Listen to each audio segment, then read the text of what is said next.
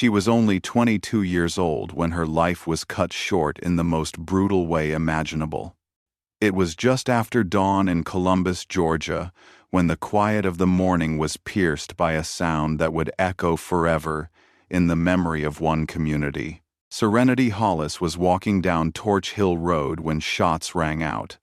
Her mother would later say those gunshots shattered her entire world. The last moments of Serenity's life remain etched in silence, broken only by the violence that took her away. She never saw it coming. She never had a chance to run. But how did Serenity, a bright young woman with a radiant smile and a future ahead of her, end up walking alone that morning? Who would want to silence her in such a cruel way? And why does her story still weigh so heavily on the hearts of those who loved her? To understand the tragedy of her final walk, we have to rewind and return to where it all began long before Torch Hill Road became a crime scene. Serenity's life was marked by both light and shadow. Those who knew her best describe her as compassionate, fun-loving, and unafraid to be herself. She was the kind of young woman who could light up a room, the kind who made her friends feel like family. Yet behind that warmth, Serenity also carried the weight of challenges that most her age could barely imagine. She grew up in a world where being herself came with risks. As a transgender woman in the South, Serenity was living in a society that often judged her before knowing her, where the simple act of walking down the street could invite whispers, stares, or worse. And still, she carried herself with pride. She had chosen authenticity over fear, love over silence. That decision made her an inspiration to many. But it also, tragically, placed her in the crosshairs of hatred. On the 8th of May, 2021, Serenity was simply doing what so many of us take for granted. Walking outside in the early hours of the morning, maybe she was lost in thought. Maybe she was replaying the laughter of her friends from the night before. Maybe she was planning what her day would look like. She didn't know that danger was waiting in the quiet. Someone was watching. Someone who, for reasons still clouded in darkness, had already decided she would not live to see another sunrise. The first bullet struck quickly, tearing through the fragile peace of that morning. Witnesses would later say the sound of gunfire echoed across the street, sharp and merciless. By the time help arrived, Serenity's body lay lifeless, her spirit stolen in an instant. For her mother, Albany, the loss was unbearable. She described her daughter as the center of her world, a piece of her heart that could never be replaced. The community of Columbus was shaken. How could such a vibrant soul be gunned down so suddenly? Was this random violence? Or something far more sinister? Police quickly confirmed what everyone feared: this was no accident. Serenity had been targeted. As news spread, heartbreak turned into outrage. Activists and friends spoke out, insisting that Serenity's death wasn't just another tragedy. It was part of a bigger, darker pattern. She was the 20th transgender person murdered in the United States that year alone, and the numbers were climbing. It was a chilling reminder that living openly, authentically, could still cost a person their life. But beyond the headlines and statistics was a family grappling with unimaginable grief. Her mother would later speak through tears, saying, "She was loved. She had a family who cared about her. She deserved to grow old, to live her dreams." That grief carried a sharp edge of fear. If this could happen to Serenity, it could happen to anyone like her. The police investigation moved swiftly. They canvassed Torch Hill Road, gathering shell casings, interviewing witnesses, and trying to piece together a timeline. The question everyone whispered was the same: who pulled the trigger? And why? In the days that followed, authorities narrowed their search. They believed Serenity's killer was someone she knew. When they announced the name, it shocked everyone. Nabrian Adams, just 18 years old, was arrested and charged with her murder. Barely more than a teenager himself, Adams was accused of committing an act so cold-blooded it was difficult to comprehend. He wasn't a stranger lurking in the shadows. He was someone from her own orbit. That revelation cracked the case wide open. Suddenly, the narrative shifted from a faceless act of violence to a betrayal. How could someone so young, someone who had crossed paths with Serenity, end up standing over her with a gun? What could drive him to take her life? Friends and family struggled with the news. For them, it wasn't just about justice, it was about understanding. They wanted to know what Serenity's final moments looked like. Did she recognize him? Did she plead for her life? Did she have time to feel fear before the darkness closed in? The answers remained elusive, and with each day, the weight of those questions grew heavier. The courtroom would later reveal some of the truth, but even then, much would remain cloaked in silence. For now, one haunting fact stood out. Serenity's killer wasn't a mystery figure or a random predator. He was a name, a face, a person who chose violence over humanity. And yet, even as the pieces began to fall into place, the story of Serenity Hollis was far from over. Because behind the crime, behind the arrest, lingered the deeper, more unsettling questions about hate, acceptance, and the fragile line between love and violence. Who was Nabrian Adams really? And what twisted path brought him to Torch Hill Road that morning? Was this a crime born of prejudice, of fear, or something far more personal? And perhaps most hauntingly, could Serenity's death have been prevented? When police revealed the name of their suspect, Nabrian Adams, just 18 years old, it sent a shockwave through the community. It wasn't just his age that stunned people. It was the realization that Serenity's killer wasn't some faceless predator hiding in the shadows. He wasn't a stranger. He was someone she had known, someone she had trusted enough to be in her orbit. That betrayal cut just as deep as the crime itself. Adams's mugshot spread across the news, his face almost too young to be connected with such an unforgivable act. People stared at the photo, struggling to reconcile the image of a teenager with the cold reality that he had gunned down a 22-year-old woman in broad daylight. The question hung in the air. Why? From the very beginning, investigators believed this was no random attack. Adams hadn't stumbled upon Serenity by chance.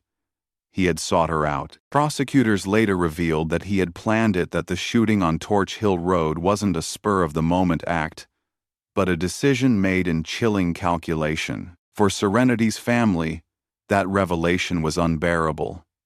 It meant she hadn't simply been in the wrong place at the wrong time. She had been hunted. When Adams stood before the court, the contrast between Serenity's vibrant life and his silent, brooding figure couldn't have been sharper. He said little. He showed little. To the family sitting in the gallery, it felt like watching a shadow of a person, someone who had stripped away Serenity's future without a flicker of remorse. Her mother, Albany, attended the hearings, clutching photographs of her daughter, wearing her grief like armor. She wanted Adams to see Serenity's face, to remember that she wasn't just another statistic or another headline. She was a daughter, a friend, a human being who deserved to live. Albany spoke later about the pain of sitting across the room from the boy who killed her child, saying, "You don't just lose a daughter, you lose every birthday, every hug, every piece of the future you thought you had." As prosecutors laid out the evidence, the courtroom heard chilling details. Witnesses testified to seeing Adams in the area that morning. Shell casings from his weapon matched the bullets that ended Serenity's life. And the most damning piece of all testimony that suggested Adams's motive wasn't just violence, but something darker. Rejection, shame, or hatred tied to Serenity's identity. That possibility cut deep.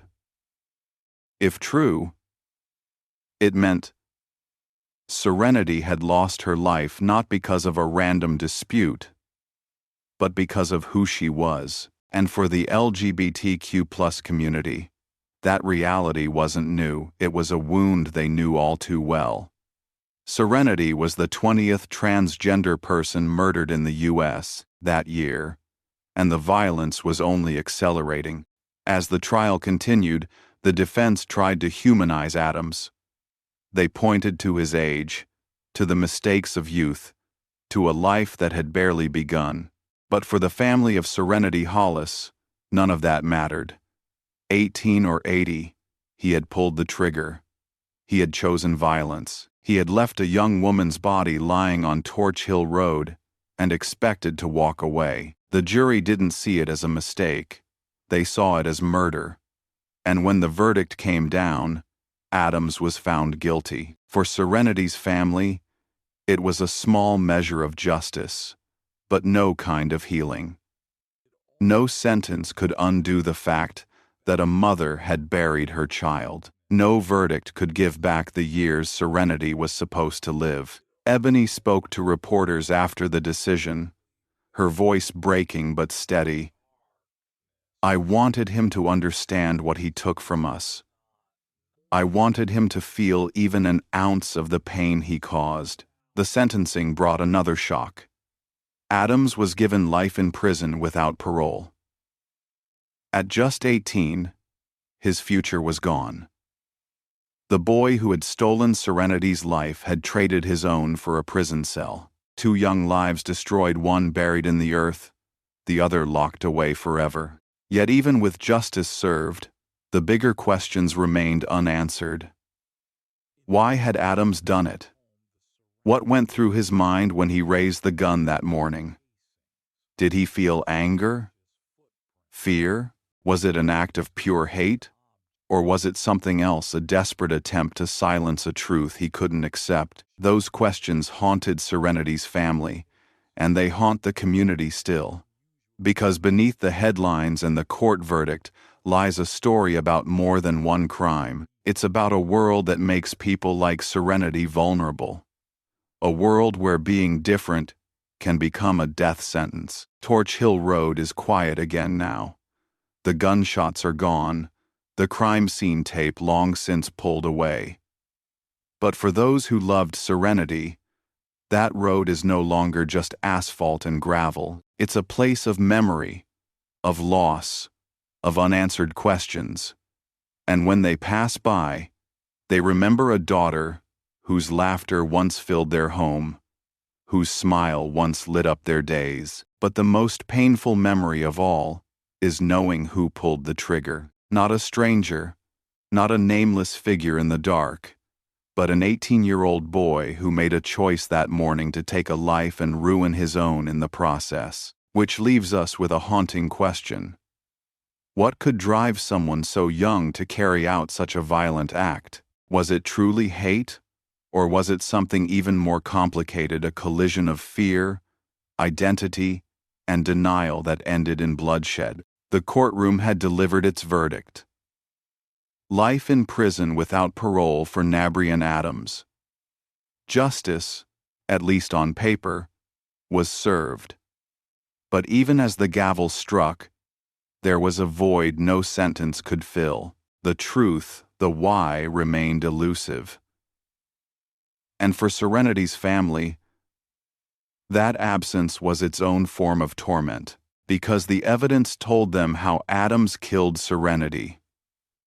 What it could not explain was what lived in his heart when he pulled the trigger. Some believed it was hate, pure and unfiltered, the kind of hatred that festers when someone cannot accept a person living authentically. Others whispered of shame, of secrets, of a young man who may have known Serenity more intimately than he dared admit. To some, that seemed the more chilling possibility.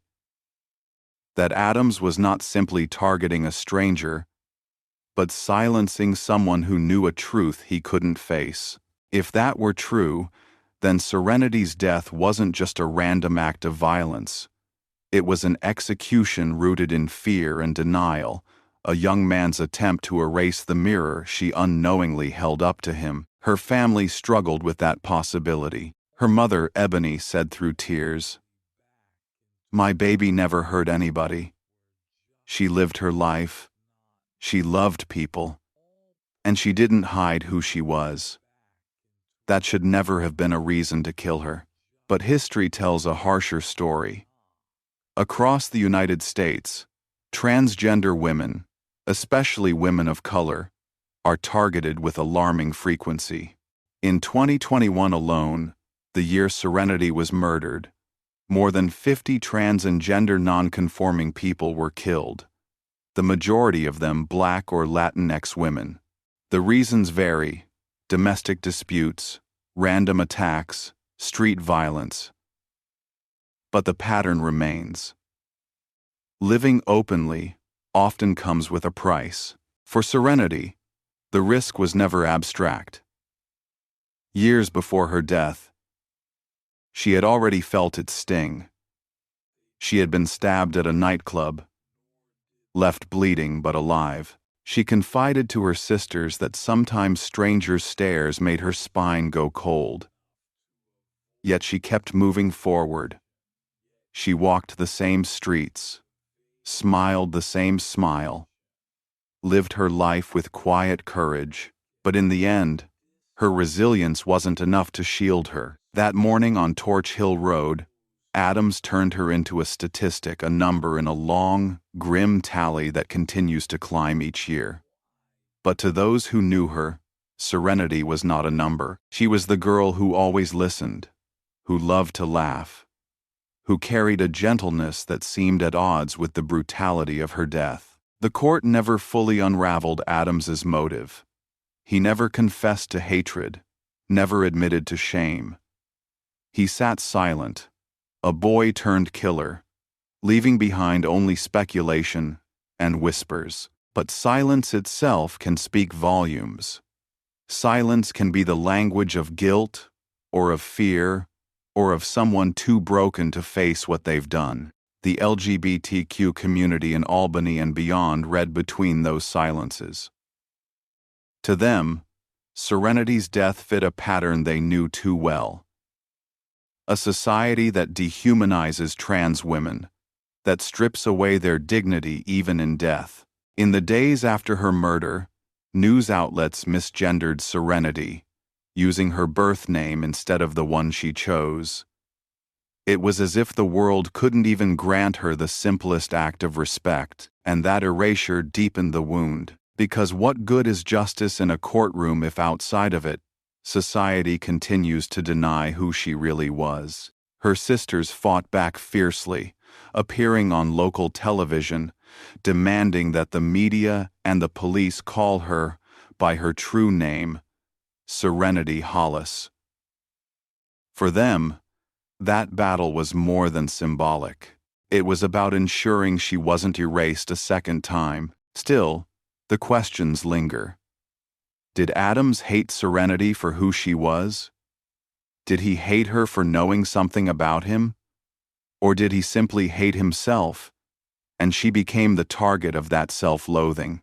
The law closed the case with a sentence, but in truth, the case remains open in the minds of her family, in the fears of the transgender community, and in the quiet corners of every city where people like Serenity live with the same risks, the same silent threats, the same unspoken danger that a glance could turn into violence. Torch Hill Road is not the only place where silence turned deadly. Across the country, stories echo the same haunting theme. Young trans women taken too soon, their lives cut short, their killers often unrepentant, their motives left half-explained. Each case raises the same painful question.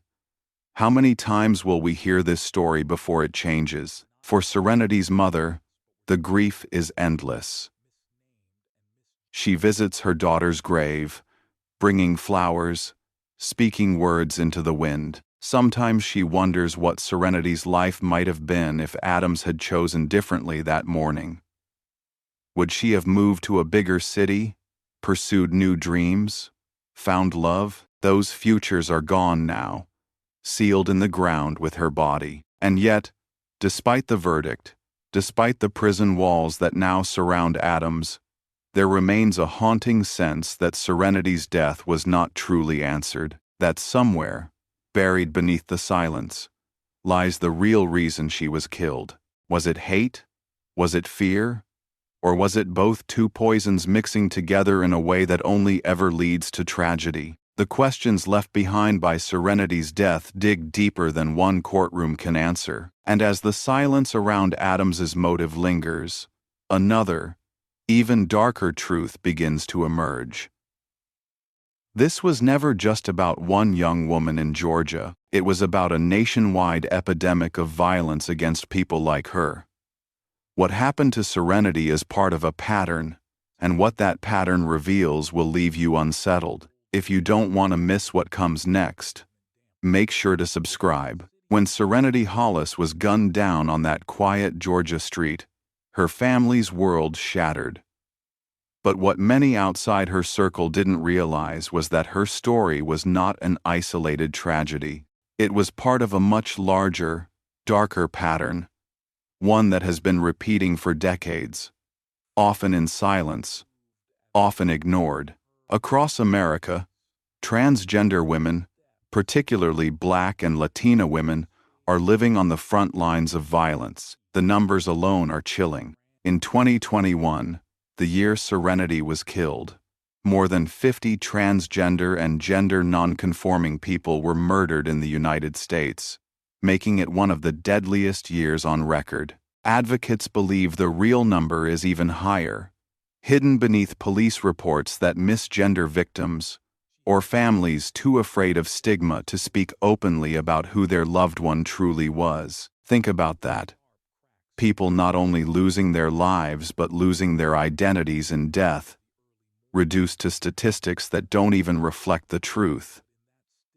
Serenity almost became one of those hidden names. When police reports first surfaced, when local stations aired the story, she was called by her birth name, described as a man shot in Albany. To her mother and sisters, that second erasure felt like another act of violence. They fought until her real name, her chosen identity, was restored. But how many others never received that dignity? How many stories are lost in the margins of forgotten news cycles, never told, never remembered? The Human Rights Campaign tracks these killings every year. Again and again, the details blur into a grim pattern. A young trans woman shot in a parking lot. Another beaten in the street. Another found in a motel room. Many of them knew their killers. Some were attacked by strangers. And yet, the motives often echo each other. Hatred, shame, secrecy. For Black trans women, the risk is magnified. They stand at the intersection of racism, sexism, and transphobia. Each layer of identity adds another layer of vulnerability. Walking home at night becomes dangerous. Going out to clubs carries a shadow of risk. Even dating the search for love and companionship can turn fatal. Serenity's death highlights that danger. She wasn't doing anything reckless that morning. She wasn't putting herself in harm's way. She was simply existing, walking along Torch Hill Road, and yet her existence was enough for someone to decide she should no longer breathe. Her family knew she lived with those risks. Albany Hollis said Serenity sometimes worried about being harassed, about being targeted, but she refused to hide. She told her sisters she couldn't live her life pretending to be someone she wasn't. For her, authenticity was not optional. It was survival. And tragically, that survival came with a cost she couldn't escape. The epidemic of violence is not just about individuals, it's about the systems that fail them. Police often misgender victims, delaying justice. Prosecutors sometimes shy away from acknowledging bias, afraid of complicating trials. Media outlets cling to birth names, stripping away the truth of who someone was. Each of these failures piles onto families already carrying unbearable grief. In Serenity's case, her family refused to be silent. They corrected reporters, challenged the mislabeling, and reminded the world that their daughter was Serenity, not the name she left behind. They refused to let her death fade into the anonymity that swallows so many others. Still, for every family like hers, there are others who cannot or will not speak out, families who disown their children, communities that bury them quietly, societies that look away. That silence is part of why the killings continue. Silence protects killers. Silence erases victims. Silence allows patterns to repeat. Consider this. Just months before Serenity's murder, another young black trans woman named Tiana Alexander, known as Davaria, was shot and killed in Chicago. A few weeks later, Dominique Jackson, a beloved figure in her Mississippi community, was found dead by a roadside. And the list goes on: names recited at vigils, names written on placards, names that rarely make national headlines. What ties them together is not just their gender identity but the way society reacts to their deaths, rarely with outrage, rarely with the same kind of media frenzy that greets other murders. Too often, their stories fade after a single local broadcast, leaving only loved ones to carry the memory. That is the epidemic. Serenity's family found themselves thrust into a war they never signed up for, a war that has taken daughters, sisters, and friends from communities across the country. And here lies the haunting question. What is being done to stop it? Advocates push for hate crime protections, for more inclusive policing, for public awareness campaigns. But progress is slow, uneven, and often met with backlash. Meanwhile, trans women continue to die. Every year, new names are added to the list. Read aloud at Transgender, Day of Remembrance ceremonies. Candles flickering in the cold.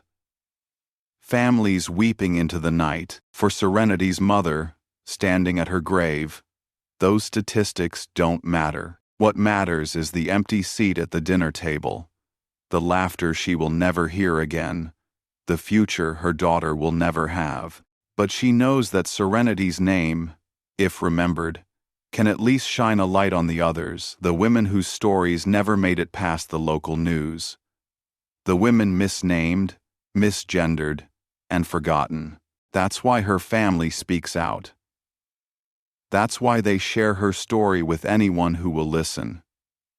Because remembering Serenity is not just about mourning her, it's about breaking the silence that allows the violence to continue. But even as the community grieves, even as the statistics mount, a darker reality presses in.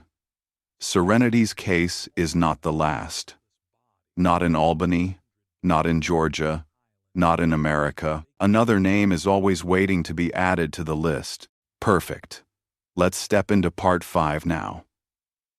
This section will shift the lens onto Nabrian Adams, the young man accused of taking Serenity's life. We'll explore his background, his silence, and when police announced the arrest of Nabrian Adams, it sent shockwaves through the Albany community. On paper, he was only 24 years old, a young man, barely starting adulthood, and yet, investigators said. He had already taken something priceless. With the pull of a trigger, he had stolen Serenity Hollis's future. But who was he? What led him to commit such an irreversible act? And why, even now, does the motive remain wrapped in silence? The truth is, not much is publicly known about Adams. He wasn't some notorious criminal with a long rap sheet. He wasn't infamous before the day his name appeared in headlines. Instead, he was an ordinary man from Georgia, someone who might have walked past you in a grocery store without catching your eye. And that's part of what makes this story so unsettling. It reminds us that monsters don't always appear as shadows lurking in alleys. Sometimes they live quietly among us, their violence invisible until it erupts. From the start, Adams refused to cooperate with investigators. He offered no confession, no explanation, not even a flicker of remorse in public records. For Serenity's family, that silence cut deeper than the crime itself. Her mother, Albany, stood before cameras and asked the question that still echoes, "Why? Why would you take her from us?" But Adams never answered. To this day, he has not offered a reason, so we are left with speculation, fragments, and patterns that feel all too familiar.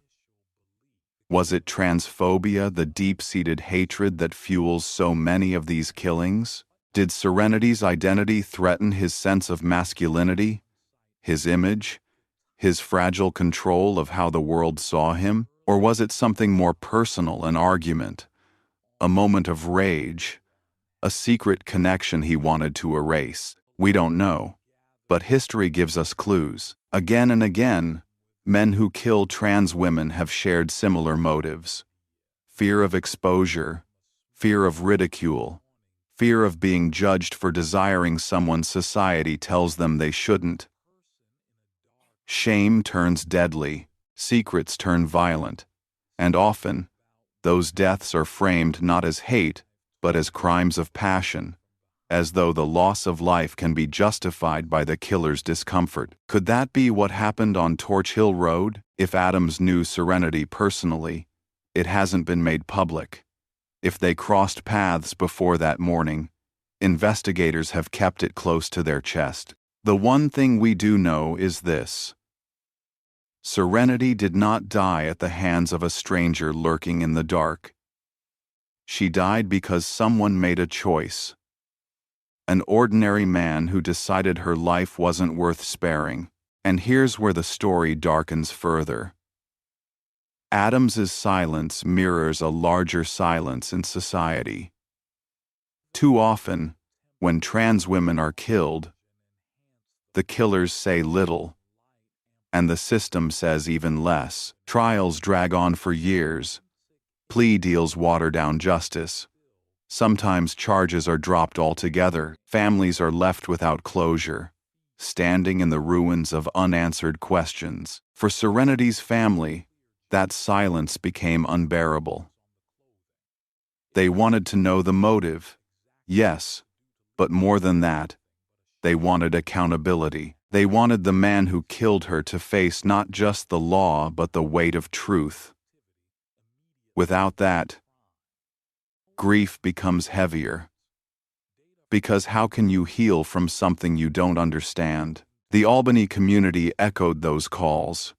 Activists marched. Vigils were held. Serenity's name was carried on signs demanding justice. Not only for her, but for all the women like her whose killers never see the inside of a courtroom. Each chant, each candle lit, each tear shed, was a way of pushing back against the silence Adams had chosen. But here's the haunting reality. Silence itself is powerful. By refusing to explain, by withholding motive, Adams controlled the narrative in his own way. He left Serenity's family trapped in a loop of speculation, wondering endlessly what could have driven him to pull the trigger. Was it hate? Was it fear? Was it a secret relationship? We may never know, and maybe that's the point. Maybe Adams doesn't care whether the world knows why. Maybe, for him, Serenity's death was just another moment. Another act he doesn't feel the need to justify. But for her family, that silence is torture. The justice system moved forward anyway. Adams was charged with murder, booked into the Muskogee County Jail. His mugshot circulated in the news, a blank expression, no hint of the violence that had brought him there. But charges, indictments, trials, these are legal processes. They do not answer the deeper question of why, and that's what lingers.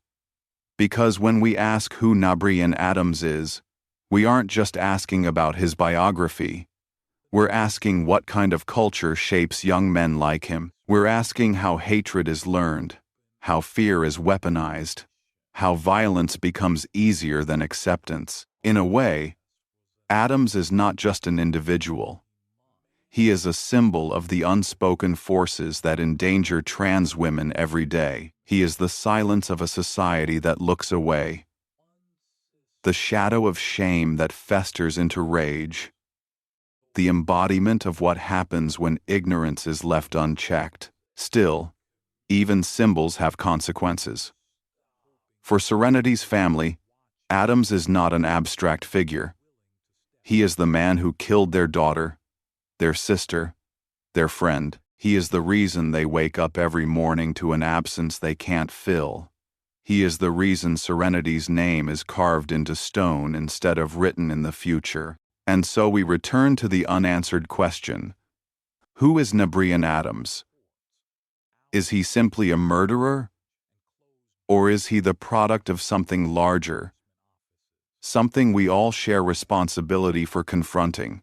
In the months after Serenity Hollis was killed, her family's lives changed forever. Every morning, her mother, Albany, woke up to silence where Serenity's laughter should have been. Every evening, her sisters looked at the empty space on the couch, remembering how she used to stretch out, scrolling on her phone, teasing them with inside jokes. The absence was heavy, almost unbearable. And yet, amid the pain, the Hollis family made a choice.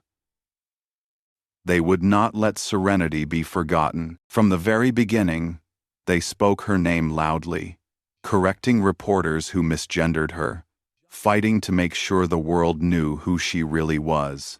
She was Serenity, Albany said, her voice trembling but steady. She was my daughter, my baby, my everything. Don't you dare call her anything else. That insistence mattered. Because too often, trans women are erased twice once by violence, and again by the way their stories are told. Serenity's family refused to let that happen. They became her voice when hers was stolen. Community members rallied behind them. Vigils were held in Albany, candles flickering in the humid night air as people whispered Serenity's name in unison. Activists spoke about the epidemic of violence against Black trans women, using Serenity's story as both a warning and a call to action. Each time her name was spoken, it was like a shield against the silence that had tried to consume her. Her family found strength in that support. Albany admitted that without it, she might not have survived her grief. But knowing that her daughter's story was touching lives, opening eyes, starting conversations that gave her purpose, still, the questions lingered. Why did this happen? Why Serenity? Why did a young man with so much life ahead of him decide to take hers away? Those questions gnawed at the Hollis family, keeping them awake at night, tormenting them even as they tried to heal. The justice system moved forward, slowly as it always does.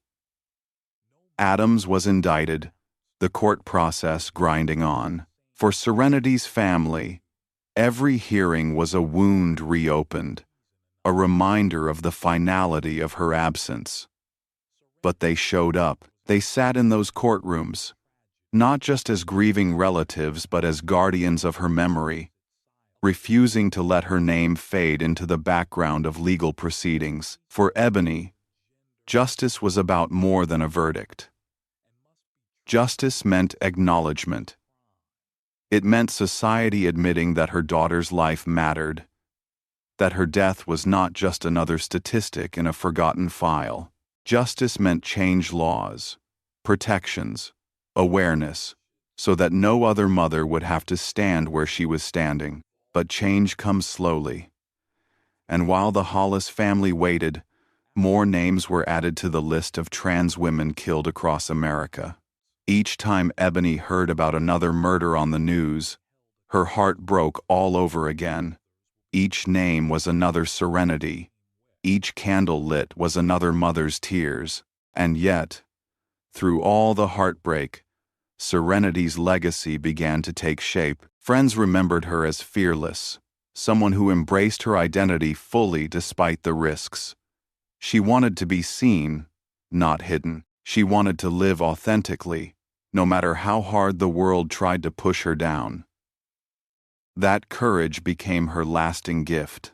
Her sisters carried that spirit forward, speaking at community events, reminding others that Serenity was not just a victim, she was a person, with dreams and laughter and love. They described her not as a tragedy but as a force, someone who had inspired them even in her short life. And perhaps that is the most haunting truth of all. Serenity could not be silenced. Even in death, her story continues to echo. Her name continues to be spoken. Her fight to exist, to be seen, to live authentically, did not end on Torch Hill Road. It lives on in the people who loved her, in the activists who honor her, in the strangers who hear her story and promise themselves they won't look away next time. But here is the question that lingers. Will it be enough? Will society finally listen? Or will the cycle continue, with more mothers like Ebony burying their daughters? More names added to a list that should never have existed in the first place. The final image of Serenity's story is not of her death but of her family standing strong, holding candles in the night, their faces wet with tears but lit with determination. Her light will never go out, Ebony says, voice breaking but resolute. And in that moment, you believe her. Serenity's story is a tragedy, but it is also a warning. And perhaps, if enough people hear it, it can become a turning point. Because how many more Serenities must we lose before something finally changes?